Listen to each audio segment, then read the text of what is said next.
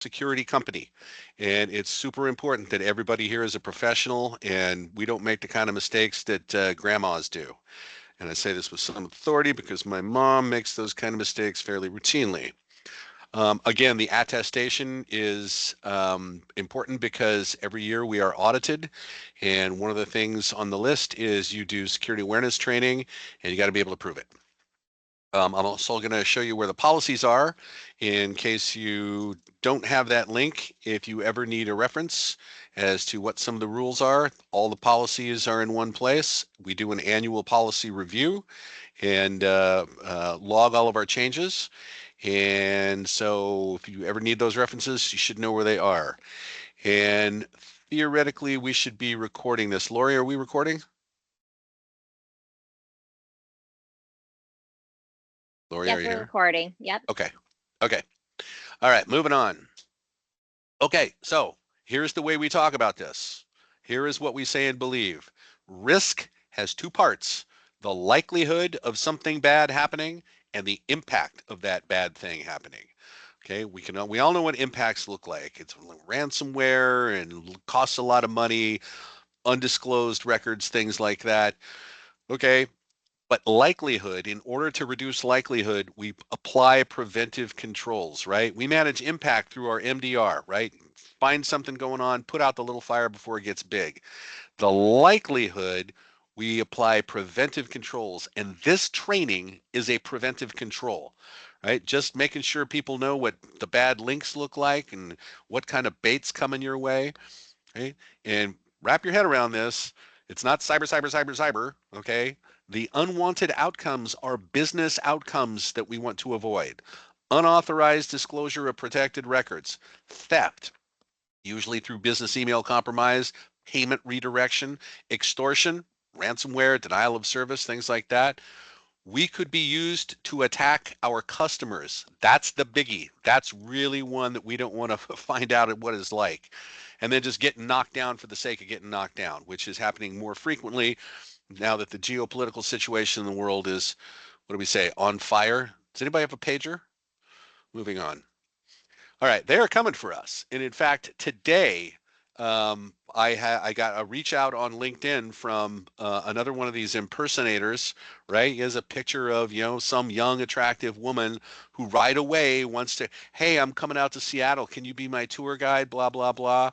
Okay, they're doing this to engender trust so that they can give you a link to something you might be interested in once you trust them. And that ends up being malware or pull you into a crypto scam.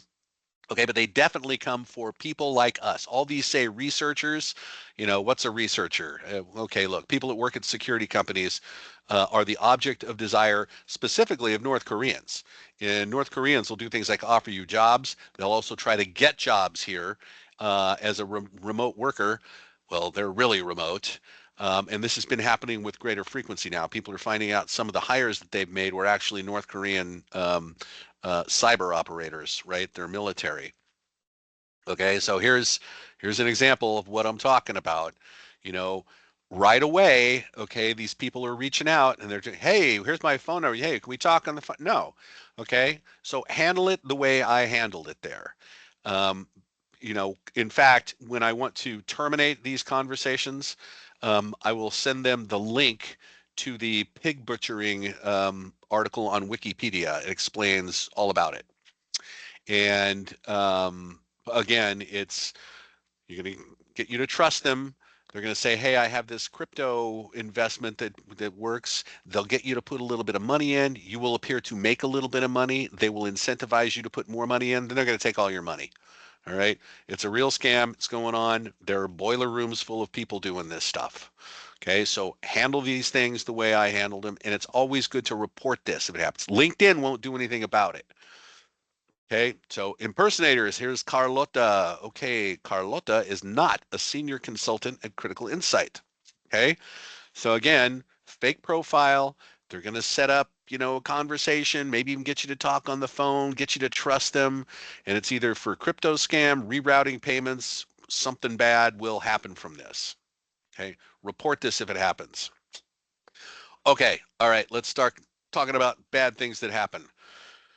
You get links in text messages and email and things like that, and they come in with no context, and maybe from somebody you know, maybe it's somebody who looks like somebody you know, and all of a sudden you run over a website that pulls all of the credentials out of your browser. We'll come back to this.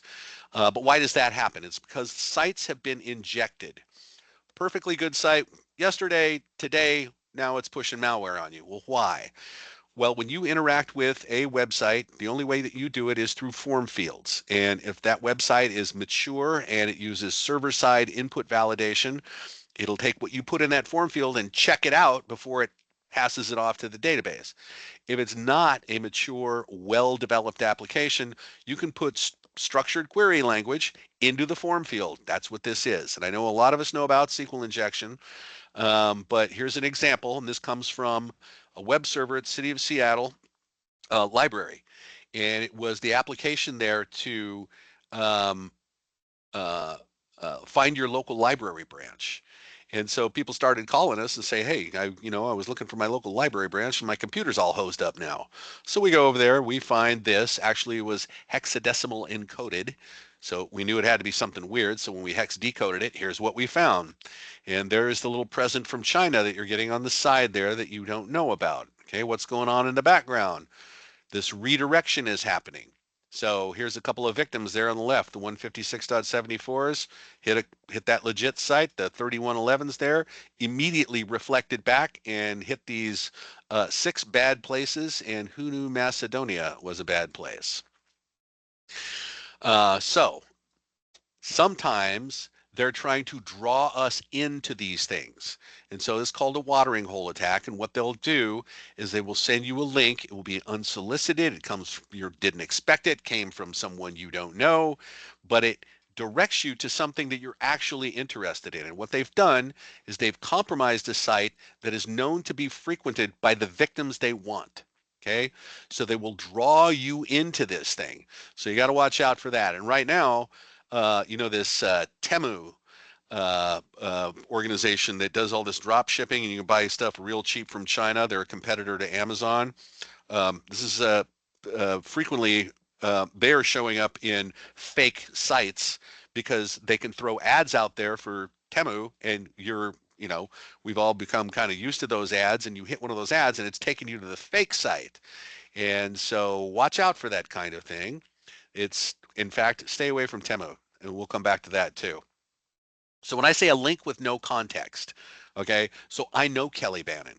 Kelly Bannon is a friend of mine, went to school with Kelly Bannon. Kelly lives in Simi Valley, not Sri Lanka. .lk is the top level domain for Sri Lanka, all right? So right away, I know this is fake, okay? But when something like this comes in, okay, Kelly's account has been compromised. They sent this out to everybody and her contact list, hoping that we would hit the link. Okay, so here's a shortened link. Can't tell where it goes. Came in with no context at all from somebody it looks like right? Be aware. You're going to see stuff like this. But the rule is, if you don't know what this link is, don't investigate. Unless you're Brad, you got a boombox. All right. So how do we avoid these injected sites? Okay, links with no context and/or come in from some direction. Why did this internet yahoo send this to me? Comes in from some rando. Yeah, don't trust it. Really good rule of thumb here is personal use on a personal device. And so, you want to do, a little web surfing, you want to read the news, you want to do Facebook, stuff like that, use this. Okay, credential theft and abuse. This is a big deal. This turns out to be the main initial access vector still in use.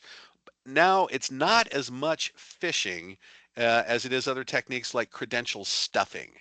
And here's Microsoft writing an article on a phishing campaign that we saw very up close and personal because it happened in the office next to me, how MFA is bypassed. And so the paper here, if you want to read it, is spot on exactly what happened to us. So in comes a link first thing in the morning. And our user is tired here and because it's very early in the morning and gets a piece of email. It looks like it came from Microsoft and the link looks like it goes to Microsoft. It says you're out of email space, or something stupid like that, right? Microsoft will never tell you that, by the way. Microsoft does not tell you, it tells administrators you're running out of space. But today's world, nobody runs out of space. Okay, so phishing link comes in. Hey, you're out of space. Link looks like it goes to Microsoft. Hits the link. It activates the script that was buried in the link that was hidden behind that URL. Okay. And that link then proxies the connection through another system and then over to Microsoft. Okay. And so it strips off the session token, presents that to Microsoft, and Microsoft says, hey, nice session you got there. Never seen your device before. Here's the challenge for the second factor. Route it back to the user who thinks she's logging into Microsoft, and so maybe that second factor is not that surprising, says okay, and bam, just gave up Teams, O365, SharePoint, single sign-on applications. Very bad, took less than 1 minute. Okay, now we cleaned that up very quickly, right?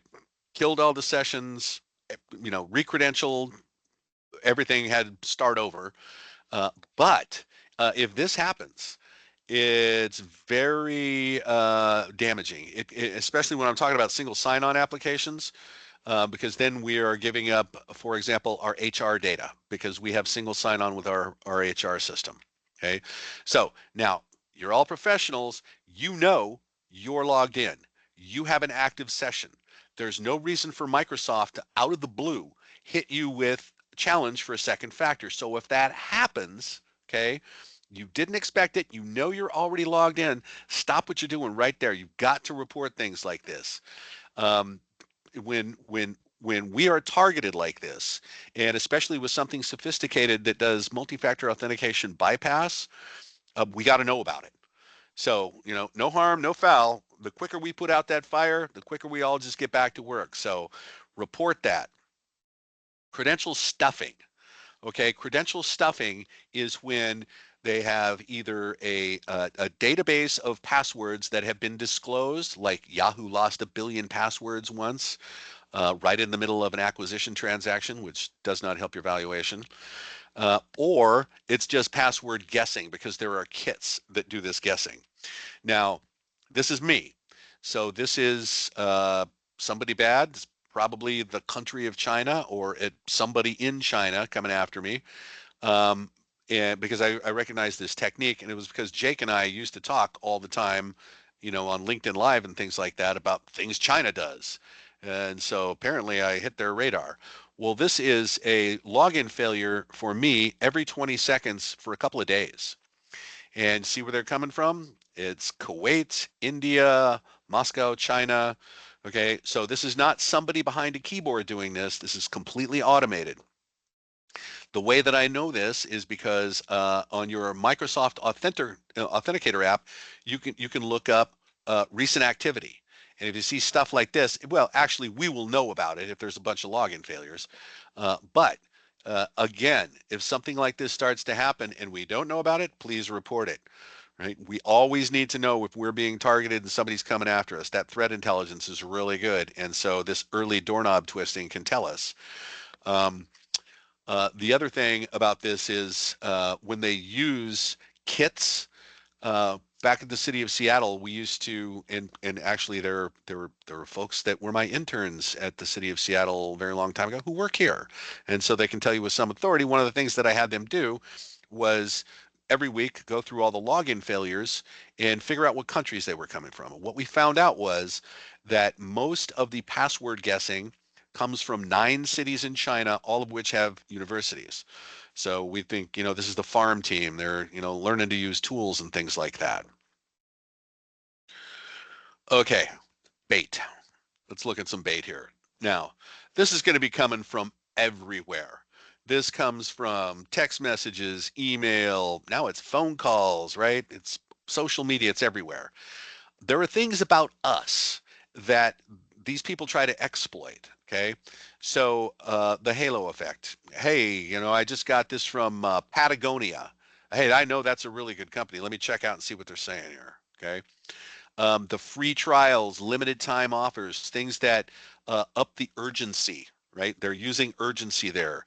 Curiosity effect. This is going to be a big one. When we get really close to the election, and we're just about really close to the election, it is likely that the fish bait is having to do with things like, hey, bunch of ballots were found in a U-Haul that somebody was trying to steal. Yeah, it's ridiculous stuff like that.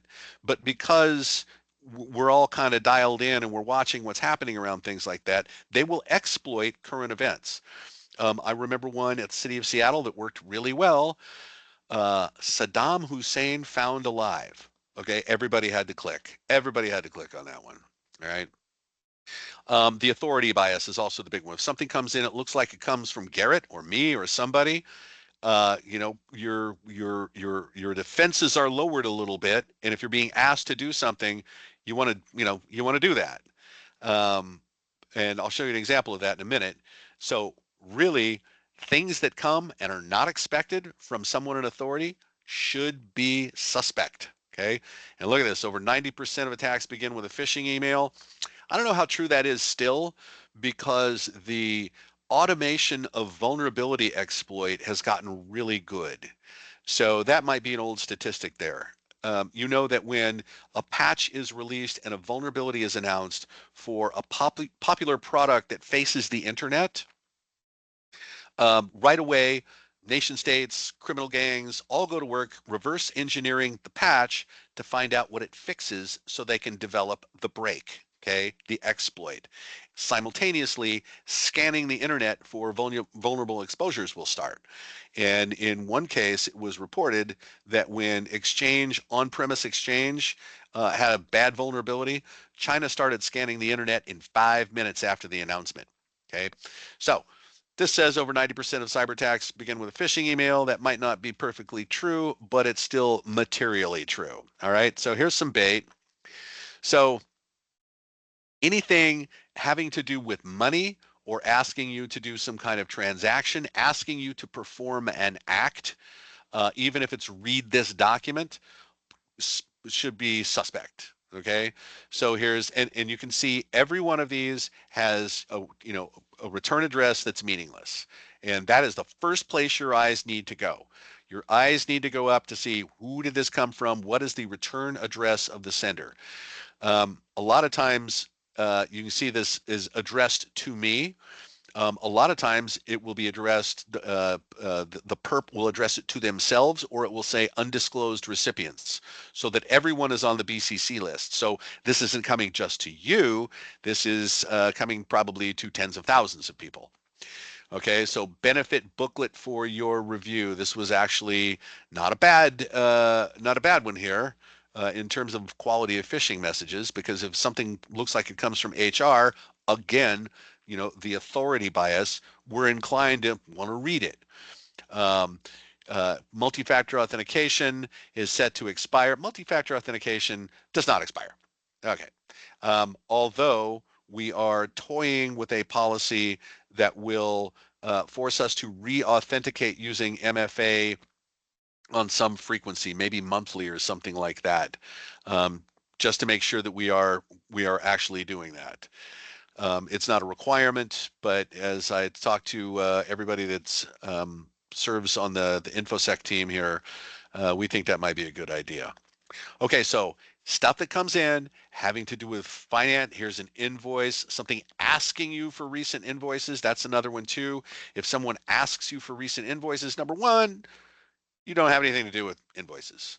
But if you do, and we end up sending invoices away, what they're going to do is they're going to start contacting the people in those companies and saying, hey, we're from CI and we changed our bank account. So all payments need to go to this new bank account.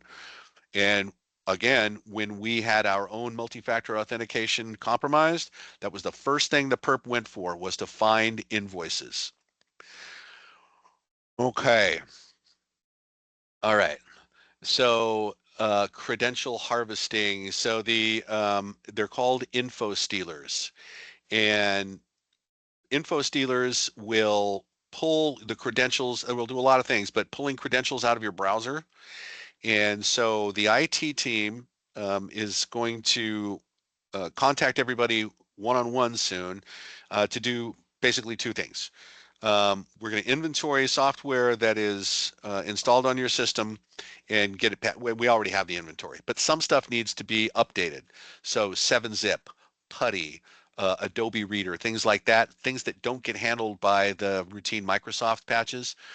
But the other thing is we're going to make sure everybody knows how to use Keeper, that they have the desktop app installed, and that we stop all of the credentials being stored in browsers. Why? Because browsers go bad all the time.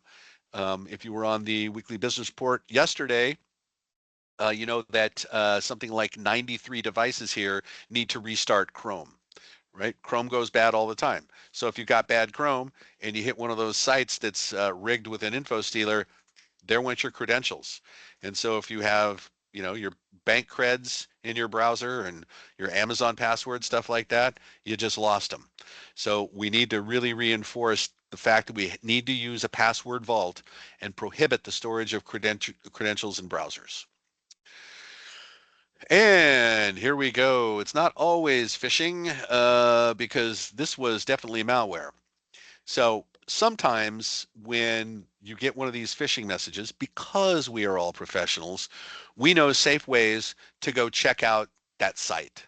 And just for a laugh, let's see how dumb their, you know, their SharePoint fake site is. Just hitting that link might activate that script that starts that process, okay, of stripping your session and presenting that to Microsoft, et cetera, et cetera. So beware of even checking these things out. We all know pretty well how to do this safely, but they've upped the game. Bad guys are using different tactics now, and we have to be really safe about this. So, and the headline there is just a couple of days old. Google Sheets are being exploited for malware control. So if somebody is offering you access to Google Docs, and it turns out we work with a number of small marketing support companies, and they're so small that's what they use is Google Docs. So beware of Google attachments and invitations to access. Yes, a QR code is a URL, and these are showing up everywhere. It's a URL. You have no idea where this thing points. None. There's also a new scam where they're using Unicode coding in the QR code, which still unreadable, but will bypass any filtering that we have for incoming QR codes. And I've gotten a couple of QR codes coming in. I don't know if our filtering works that well, but beware of these. Don't scan them in public either, because I was over working with the city of Bremerton the other day, and they told us someone came in and pasted QR codes over their own. And they found out about that the hard way. Okay, business email compromise, right? This is right, the authority bias. So this came to me from Garrett Silver, our CEO, whose email address is not chief_exec.officer1@aol.com. And I know that because the only remaining AOL.com account is owned by Brad Swanson. So here is, remember the tactic here, right? Gift cards. This is business email compromise, and this is the low end of it. Hey, I'm at a conference. Can you send me gift cards? Right? Okay, no. Kind of in the middle, um, you may get asked to do an emergency wire transfer or something like that. And then on the high end, it's really account redirection. And so be very aware, again, somebody from in a position of authority or not asking you to perform an action and you did not expect this request, eyes up. Where's it coming from? Okay, looks bogus to me. Delete, move on. Okay, account redirection. There have been 3 or 4 employees here who have been attempted to have their accounts redirected this way. Okay, so Brian Vachinsky is not gday9335@gmail. All right, and we know that. Ah, dang it. Dang it. And this went to Steve Arcolio, who has nothing to do with getting people paid. Hello, Stephen, and spelled Stephen wrong. I've recently switched to a new bank account. I'd like to request that you assist me in getting it updated on your records accordingly before next payday. Okay, so what do we do when we get something like this? What's the first thing you notice? Anybody? I have recently switched to a new bank account. That information is not included. So we get one of these and we write back to the perp and say, great, give me the account information. We'll get that started for you. And as soon as we get the routing number and the account number, boop, over the fence to the Fusion Center. FBI is notified. They take that bank account down. We just save some people from getting their paychecks redirected. Okay, so I encourage everybody, if you get something like this, report it, and we're going to handle it that way because we have contacts in law enforcement that routinely receive this stuff from us, and we work with them quite well. Deepfakes. Okay, this is not cool. There's actually that headline right there where somebody lost $25 million this way. There was recently a bigger one even.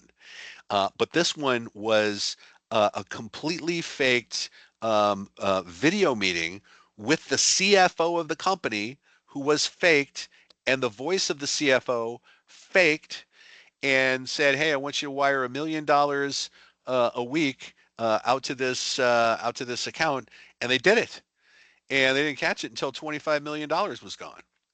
So just be aware of this. We don't think anything like this is coming our way, but everybody needs to be aware. And especially when we're talking not so much about video, but about phone calls. Because you can get a phone call from somebody that sounds like me or sounds like Garrett. It's real easy to simulate someone's voice right now. And we'll come back to phones in a minute, but authenticate the person at the other end of the line as best you can. Okay, this was actually a really clever one. So here comes an RFP. So we get RFP, all the time. We don't know anybody at Pottsboro ISD, so it's interesting how they found us.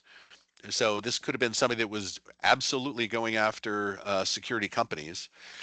So this came into Jake, and what happened here is Danielle Powell, her email account was actually compromised, right? So had a bad password, don't use multi-factor authentication, shared a password, it was found in a dump somewhere, and they tried it here and got in. Okay, now they can send out this booby trap link to fake RFP. So when this happens, right, we catch it, right, because we ran this through VirusTotal. It was phishing. They were trying to get passwords. We notify Danielle, hey, your email account's been compromised. Usually they will write back and say, I know. So this actually happened this week. There was and you'll see this, you'll get an invitation to go pick up a document from Dropbox. All right. And it's a real Dropbox link. It is absolutely a Dropbox link. All right. So why does that work? Because somebody compromised somebody's email account. They probably have single sign-on in place with DocuSign, or sorry, not DocuSign, with Dropbox. They get into Dropbox, they load up the rigged document there, and then they send out this invitation to bid on this RFP. All right. So watch out for that stuff. Again, if you get something like that and you did not expect it, you didn't expect it, you don't know who this is that said, why is this rando on the internet sending me something like this? Report it. Okay, so what was wrong with those? All right, your real name was not used. All right, if something looks like it comes from Microsoft and it says, Dear Microsoft user, red flag, man, flashing red lights. Microsoft knows your damn name. All right. But again, Microsoft doesn't talk to you like that. Microsoft talks to admins like that. All right. Sender address coming from Gmail, all those bad addresses, eyes up. Who is this really coming from? Doesn't look right. BCC, dead giveaway, right? It's not you, it's 10,000 people.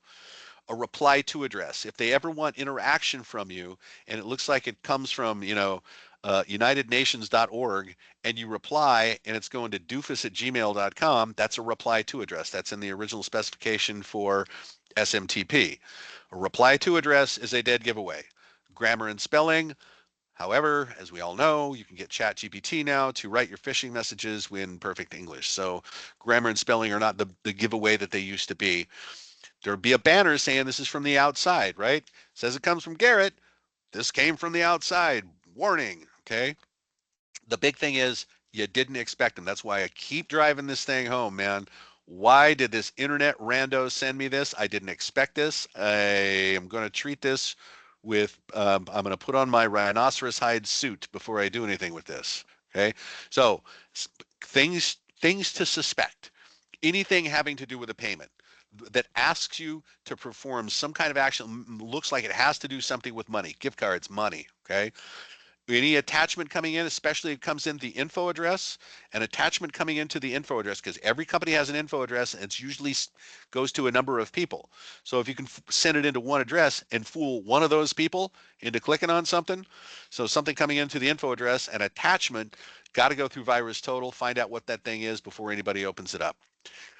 Anything appearing to be from Microsoft, because Microsoft does not talk to you like that. They talk to administrators like that. And anything with a return address of onmicrosoft.com. Is there legit stuff there? Because they'll give you an onmicrosoft.com email address. Yes. Mainly, in fact, the only time I've ever seen that address used is for bad guy stuff.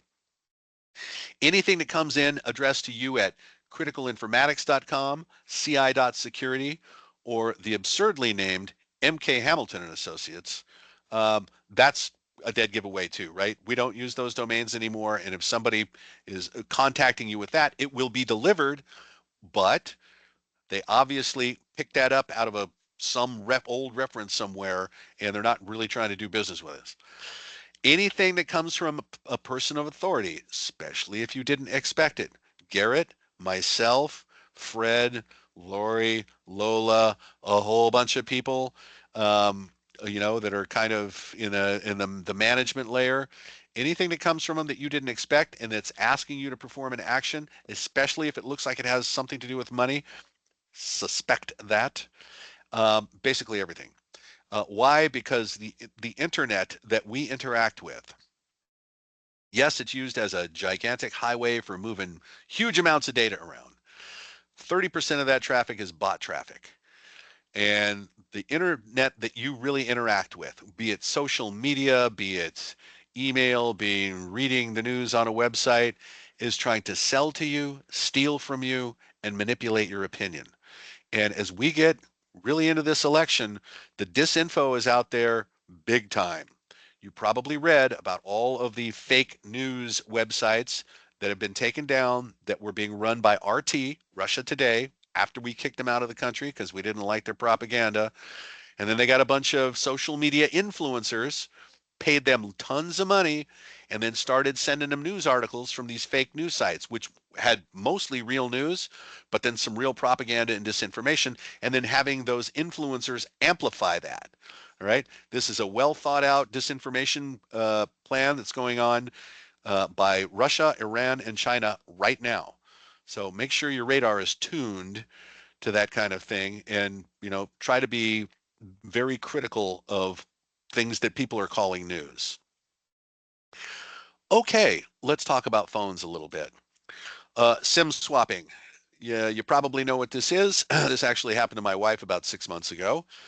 And so if I can find enough information on you to be able to impersonate you, and I can do that. In fact, we're all capable of doing that. And I call your phone company and I say, hey, this is Peyton. I would use a different voice. And I was on a ferry crossing Puget Sound, and an orca jumped up and ate my phone. And so here's my new phone, and I'd like you to connect my old phone number to this phone. And if I can convince the phone company to do that, I am holding Peyton's phone, and I can do everything with that phone, including get the second factor for authentication. And I'm going to go right to your Gmail account, and I'm going to say, forgot password. What's the code that came on your phone? And I'm going to do that with Amazon and PayPal and wherever else I can. So what's the message here? If your phone ever stops working and you don't know why, you got to call your phone company right away and ask the following question. Have there been any changes recently made to my account? And if the answer is yes, you got to terminate everything right then and there. Just like we got to snuff sessions, right? For people that get compromised, they got to snuff that phone. Fake voicemails. Fake voicemails can be used for phishing. They can also be used for a malware delivery vehicle. So this one's talking about an embedded MP3 player that redirects to a credential harvesting page. They can be straight up malware when they come in. And for the most part, email filtering is good enough to where we won't see that stuff. We do get Vonage attachments. So for example, when somebody um, um, wants to call our 800 number or they want to call incident response, something like that, I do get a Vonage attachment sent to me in email as do a number of other people. And so we all know we're all on that line. That's really Vonage doing that to us. Otherwise, any other voicemail attachments, all badness. All right. And remember the whole thing about being able to fake a voice, it's so easy to do right now. So you combine a faked voice with social engineering, and for example, one of the tactics is calling a help desk and saying, look, if you want to recreate this problem I'm having, just here, I'm going to give you a URL. Just type this into your browser. Boom, got them. All right. So don't type in a URL somebody gives you over the phone. When somebody does call and they're asking something of you, right? They're asking you to perform some kind of action, not necessarily give them support. Uh, but you got to verify who that is, even if it sounds like that person. Today, this can all be faked. So just taking everybody at face value today, because the internet is this big web of deception, right? Could end up being a bad result here. So we think things like this will likely come in at some point to our 800 number as an incident response call. So be very careful with phone communications. SMS, they're coming in on SMS. Here's a typical tactic. Here is, your package can't be delivered. It's got a URL there that is not United States Postal Service URL. It wants you to go to that. And again, this is not expected. It may be somewhat expected during the holidays, but that's not their URL. And we don't get text messages from the Postal Service. They don't know our phone numbers. All right. So you got to look at all the information in front of you here.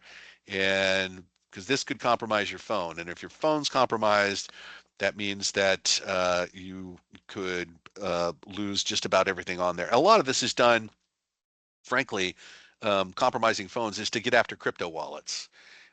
There's tons of money being stolen in crypto right now. And again, this pig butchering that I talked about, where somebody, some fake persona is trying to get a relationship with you to start doing this, is all over the place right now. So if you do use cryptocurrency and you do access your wallet from your phone, be really careful about text messages and other messaging coming in. Apps. Okay, so I have like 4 apps on my phone. I don't app. Okay, it's only the stuff that I'm forced to do. In fact, I don't even have LinkedIn on there. But so Google, Apple, they spend lots of money. They throw a lot of resources at laundering out all of the apps that people put in the store that do things other than what they say they will do. And a lot of these are very legitimate apps, and they'll do something like download malware in the background while you're playing the game or whatever. So, so they will hit ad networks in the background so that somebody's getting paid for all the ad access. You're paying for all the transmission of that. They all track you. When you accept that end user license agreement, it's probably saying, and we get access to your contacts and your location data and your camera and all this stuff. And you probably know that all that location data is then packaged and resold to data brokers, and anybody can buy that from a data broker. So Congress is now on top of this, and they don't like data brokers, not because we were complaining about data brokers and the ability for law enforcement to circumvent the warrant process by just buying location data from a data broker, is because Congress figured out that Congress can be tracked this way, and they don't like that. So now they're taking this up. So we may get some respite from all of these data brokers that are collecting all this information on us and will resell it to anyone. All right, look, this is just my personal, I don't use this thing. I wouldn't. I know it's cheap. It's direct manufacturer to you. And so they cut out all kinds of retailers in the middle there and they can send this to you. But they did an analysis, a company did an analysis of its app. It is spyware. Okay. So the quote was, of the list of things that we find objectionable about apps, this one does every one of them. So if you have the Temu app on your phone, you might want to get rid of it, right? And like I said, they've turned it into a watering hole attack. So you're going to see lots of ads for this thing, and the ad you click on might take you to a site that looks like them. You give that site a credit card, you just lost your credit card. My preference would be to not patronize this business at all. 800 new domains registered in a month with Temu, or in the last 3 months. I mean, somebody is really going after this. Removable media. I read today a SOC 2 report for another company, and they have locked down all removable media that will not work. Your USB ports are dead. You can't plug in a drive, a stick, anything. That's an interesting policy, and we might want to do that. Uh, we'll talk about that at our next InfoSec meeting. But so if you have a high schooler at home, don't touch their USB stick. It is toxic. You don't know where that thing has been. When you're at a conference and they're giving away swag and they have, cutesy USB sticks and stuff like that, all that stuff comes from China. And remember, there's more than 100 companies that the federal government prohibits federal agencies from doing business with because there's surveillance technology and spyware basically built into the technology that they're selling to us. Okay, so stay away from the stuff at conferences. FBI put out a warning about something called juice jacking. So when you're in an airport and there's the charging stations there, you have no idea what's on the other side of that USB port. Okay, that thing could be sucking your contact list out of your phone. Who knows? Because it's technology that was not developed in the United States and is bought from China. And fewer and fewer of these are around because we're going more and more domestic because of the prohibition on doing business with these companies. But I would stay away from those charging stations. I would bring an adapter with me. And really use a single device. You don't need a drawer full of devices. And if you loan it out, it's gone. I had one that the folks at the Fusion Center gave me that I used for years. And Jake asked to borrow once. I said, once I give this to you, I have chain of custody has been broken, and this is now yours.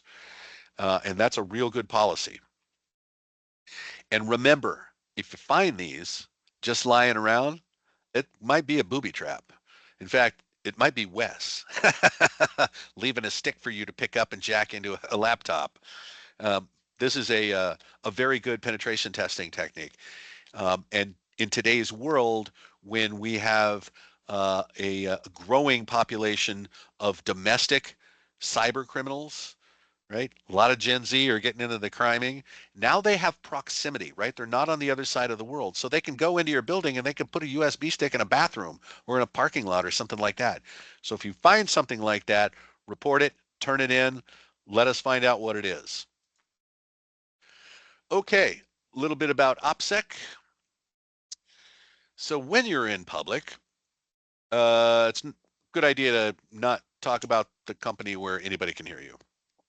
Especially if you're saying anything sensitive having to do with, our operations here. When you're on an airplane and you need to work on a laptop, we'll give you a privacy screen. If you're going to do some travel and you think you want to, going to be working on a laptop while you travel, we will get you a privacy screen so that people can't see you from the side or behind what's on your screen. Evil twins. Evil twins are everywhere. When you are using free wireless, and I try to stay away from free wireless, but if you use free wireless, you actually may be using someone's laptop as your access point, which is proxying you through to the real access point and trapping everything you do. And for crying out loud, when you're going to Black Hat, DEF CON, B-Sides, even RSA, frankly, use a burner. don't use your real devices. Use something that if it gets torched, you're not going to care. We'll issue you a burner before you go, a burner laptop, no problem. At home, we have guidelines around your home work environment. And I know you've all seen these, and it's you need a secure space with a door and don't have a window at your back and don't have traffic coming through. If you want to reach the next level, we do have a in the policy folder on SharePoint, we have pretty good guide as to a whole bunch of stuff you can do, right? Segmenting your network. My network at home, I have.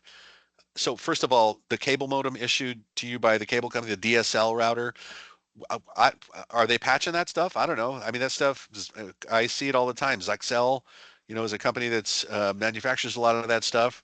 D-Link, and it's all gone bad. In fact, the news of yesterday is that the Department of Justice just helped to take down essentially a botnet of home network devices that were used as a giant proxy network for Chinese espionage.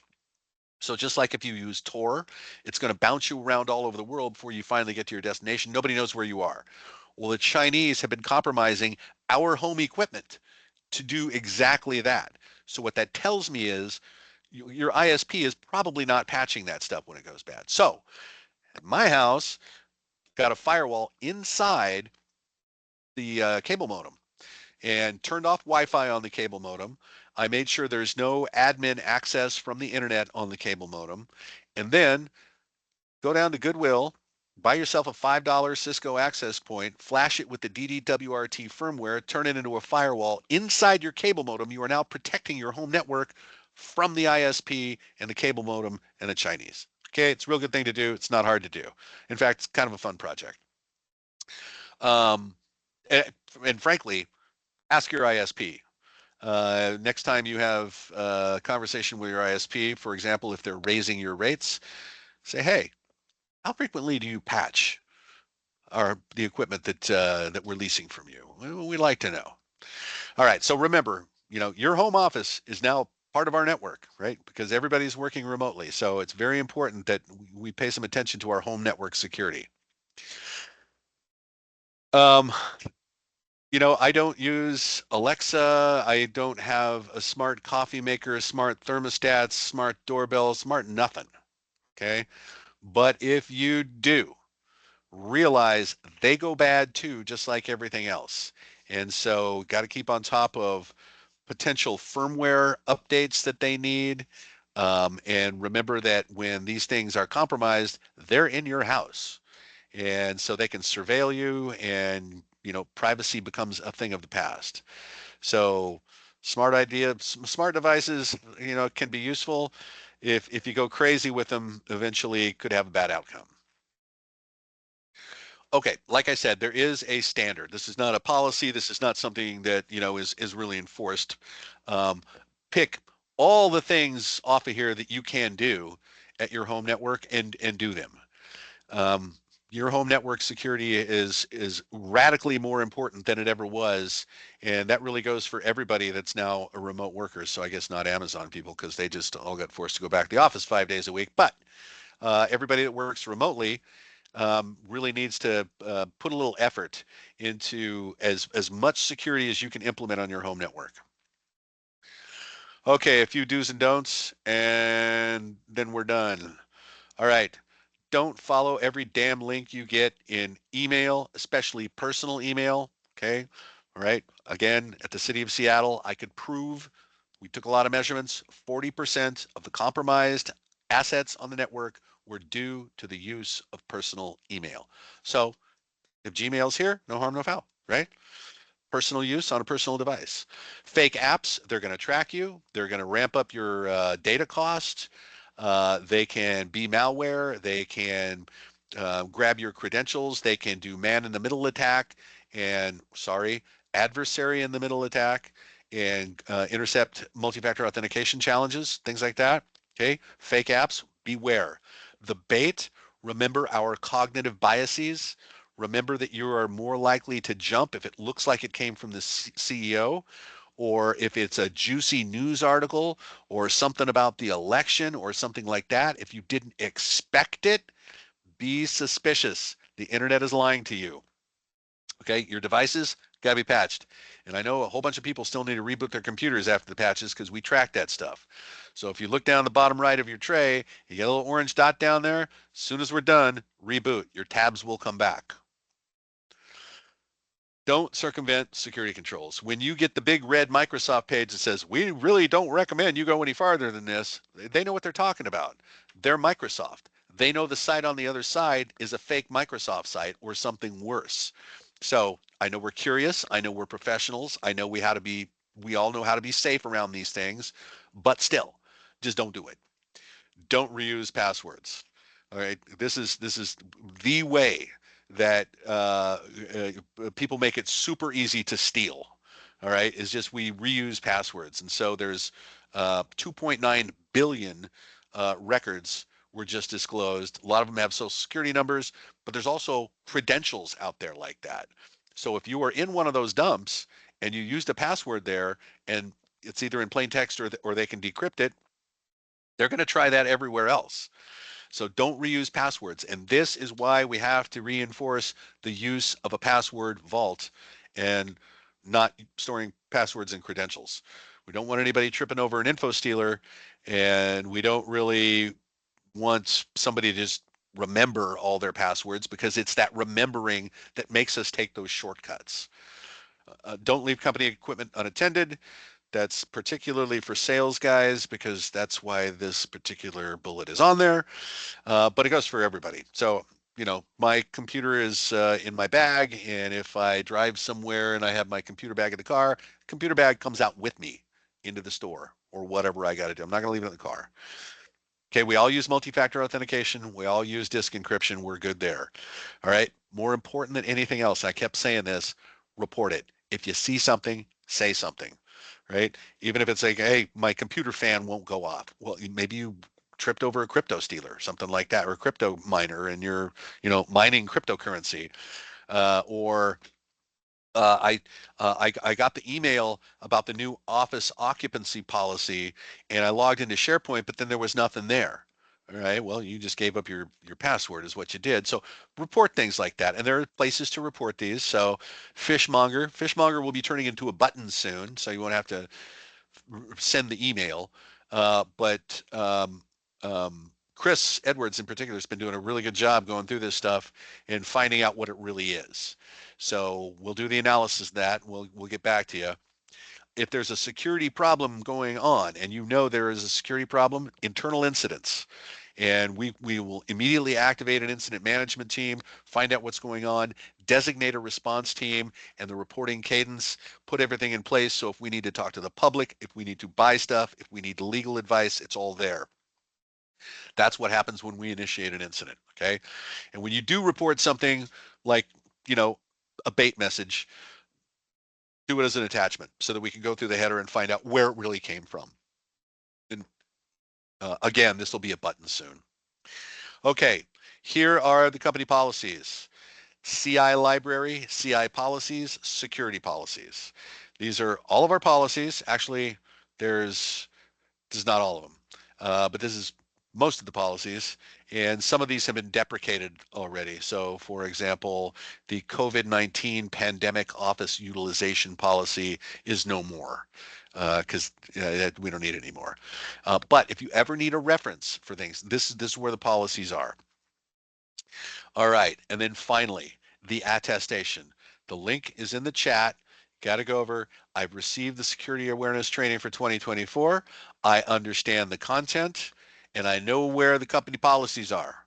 And all of those things have to be reflected in your attestation when the auditors come over and look at this stuff. And hopefully we will find everyone's record in there of having completed their attestation. And now we have 6 remaining minutes. Is there anything anybody wants to discuss, or any questions you want to ask, or any examples you want to give me of how your grandma got hacked?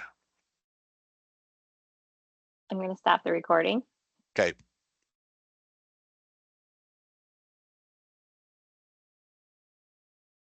Okay.